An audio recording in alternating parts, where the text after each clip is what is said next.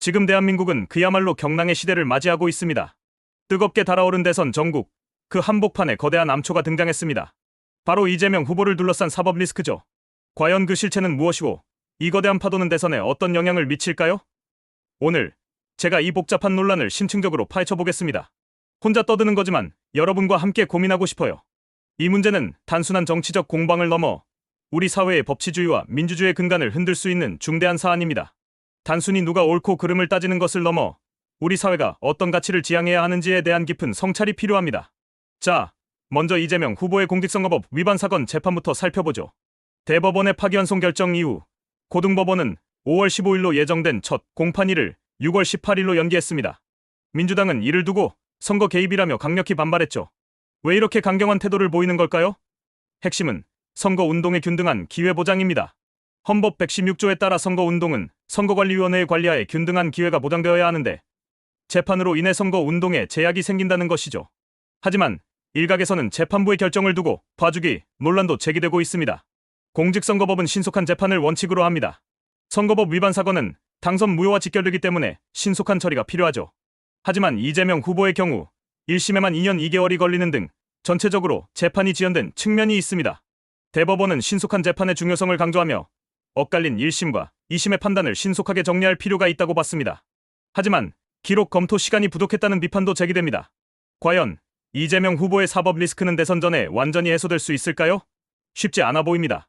이 문제는 단순히 법률적 해석의 문제를 넘어 사법부의 독립성과 정치적 중립성에 대한 국민적 신뢰와 직결되는 문제입니다. 헌법 84조, 논란의 중심에 서다 대통령 불소추 특권의 진실은 권력과 법, 그 위험한 줄타기. 이재명 후보가 대통령에 당선되면 진행 중인 재판은 어떻게 될까요? 헌법 84조, 바로 대통령의 불소추 특권을 둘러싼 논란이 뜨겁습니다. 헌법 84조는 대통령이 내란 또는 외환의 죄를 범한 경우를 제외하고는 재직 중 형사상 소추를 받지 않는다고 규정하고 있습니다. 이 조항을 두고 해석이 분분합니다. 이재명 후보 측은 소추의 기소뿐 아니라 소송 수행도 포함된다고 주장하며 재판 중단을 요구하고 있습니다. 반면 한동훈 대표 측은 소추는 기소에만 해당하며 진행 중인 재판은 중단되지 않는다고 반박합니다. 민주당은 대통령 당선 시 재판을 중단하는 법안을 추진하고 있습니다. 하지만 국민의힘은 이를 대통령 방탄법이라며 강하게 비판하고 있죠. 만약 이 법안이 통과된다면 이재명 후보의 사법 리스크는 완전히 해소될 수 있을까요?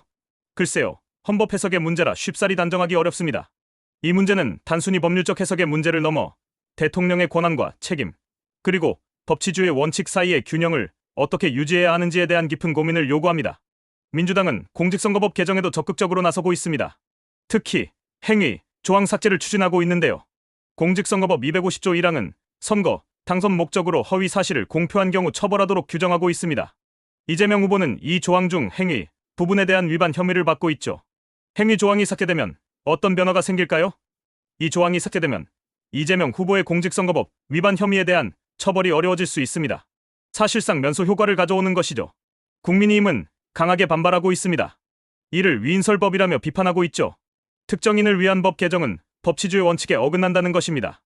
이외에도 국민의힘은 이재명 후보의 셀프 사면 가능성까지 제기하고 있습니다. 대통령이 자신을 사면하는 것이 가능할까요? 법적으로는 가능하지만 엄청난 정치적 후폭풍이 예상됩니다.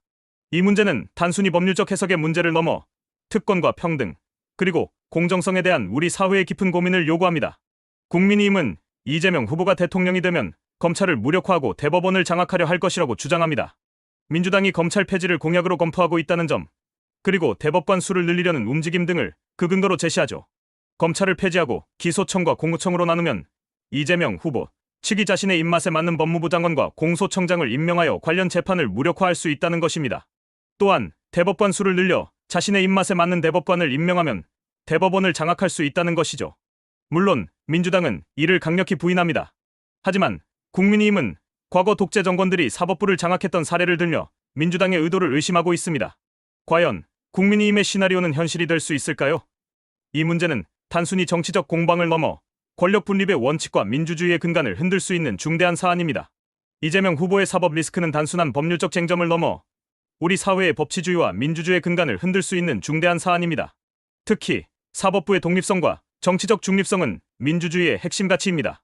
사법부가 정치적 외압에 흔들리지 않고 공정하게 법을 집행할 수 있을 때 국민은 법치주의를 신뢰하고 민주주의를 지지할 수 있습니다. 하지만 현실은 이상과 다를 수 있습니다. 사법부 구성원의 정치적 성향, 사회적 편견, 그리고 외부의 압력 등 다양한 요인이 사법부의 독립성을 위협할 수 있습니다. 따라서 우리는 사법부의 독립성을 보장하기 위한 제도적 장치를 마련하고 사법부 구성원의 윤리적 책임을 강화해야 합니다. 이재명 후보의 사법 리스크는 국민의 알 권리와 공정한 선거라는 두 가지 중요한 가치를 동시에 충족시켜야 하는 과제를 안고 있습니다. 국민은 후보자의 자질과 도덕성을 판단할 수 있는 충분한 정보를 제공받아야 합니다. 동시에 언론은 객관적이고 균형 잡힌 보도를 통해 공정한 선거 환경을 조성해야 합니다. 하지만 현실은 이상과 다를 수 있습니다. 언론은 정치적 편향성, 상업적 이익, 그리고 선정적 보도 등 다양한 유혹에 직면할 수 있습니다. 따라서 언론은 스스로의 윤리적 책임을 자각하고 국민의 신뢰를 얻기 위한 노력을 기울여야 합니다. 이재명 후보를 둘러싼 사법 리스크, 그 파장은 어디까지 미칠까요? 이 문제는 단순한 법률적 쟁점을 넘어 정치적 파장을 일으키고 있습니다. 민주당과 국민의힘에 첨예한 대립은 대선 전국을 더욱 혼란스럽게 만들고 있습니다.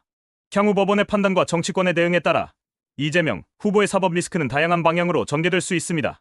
중요한 것은 이 모든 논란이 국민의 알 권리를 충족시키고 공정한 선거를 위한 논의로 이어져야 한다는 것입니다. 결국 선택은 국민의 몫입니다. 과연 국민은 어떤 선택을 내릴까요? 오늘 저는 이재명 후보의 사법 리스크를 심층 분석했습니다. 다음 시간에도 흥미로운 이슈로 여러분과 함께 고민해 보겠습니다. 우리 모두는 역사의 심판대에 서 있습니다.